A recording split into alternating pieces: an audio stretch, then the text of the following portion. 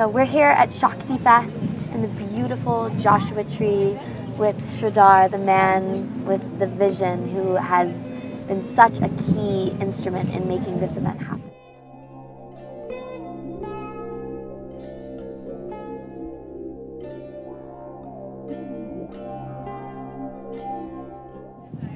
We're really honored today to have you here. Thank you.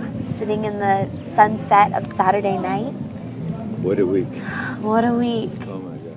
You know, I have a favorite quote of mine. Set up the stage and get out of the way. Set up the stage and get out of the way. Now let the grace flow. Right. It's only the ego that stops this grace from flowing.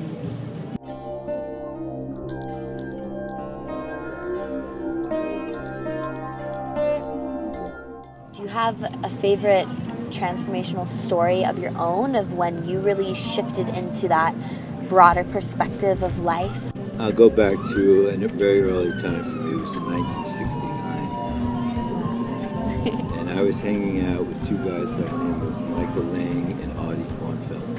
And they were the producers of the Woodstock Festival.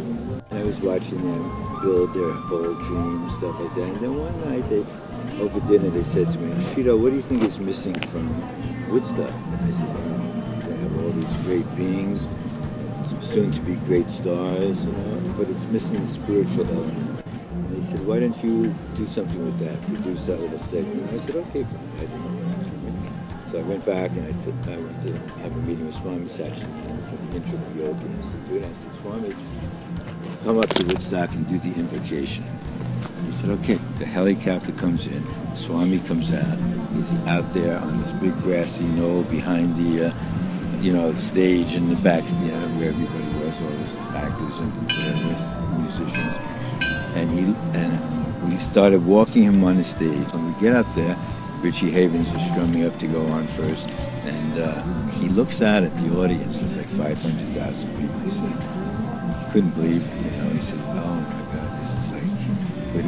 This would make India proud or something like that, saying, how could this be this amount of people, gathering? I said, Swami, someday we're going to have these amount of people chanting the names of God. And then 40 years later, in 2009, Shakti Fest was born.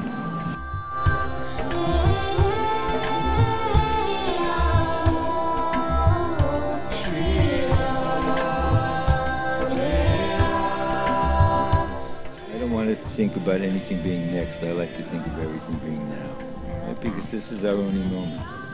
You and me are sitting here in the infinitesimal amount of the universe at this very second. And then so it gets back to being in the moment. How can I serve here in the moment? Not next week, not before, not after, not up, not down. Here we are. What can I do for you? Right there. Right? And that's how the spirit of the Shakti Fest was created, because I wanted to bring more empowerment. I wanted to have a vehicle to bring more empowerment to the divine feminine, to women.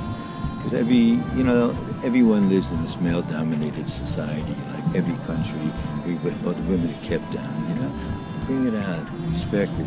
Without the divine goddess, there's no man alive, that can even survive. Equality, right? So, yes, I have a lot of respect for the divine mother.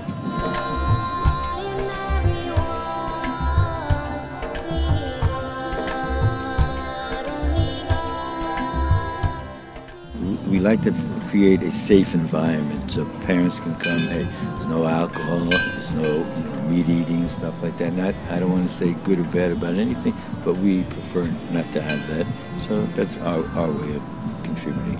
So when the parents feel that way, they feel very safe to bring their kids. And we started a big 32-foot dome this time. We got programs throughout the day in there, musicians and puppeteers and yoga teachers and chanting teachers. And they have a full day's program. It's so sweet. So sweet. It's so sweet. And you just have to bring children around that environment. My spiritual teacher, Amma, always said to me, she said, Sridhar, never lose the innocence of a child. Never lose the innocence of a child. Wow, how profound, right?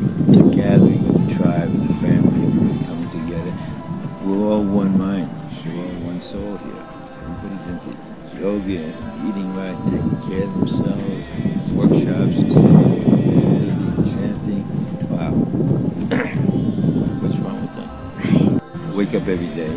Thank you, thank you, thank you for giving me another day to serve.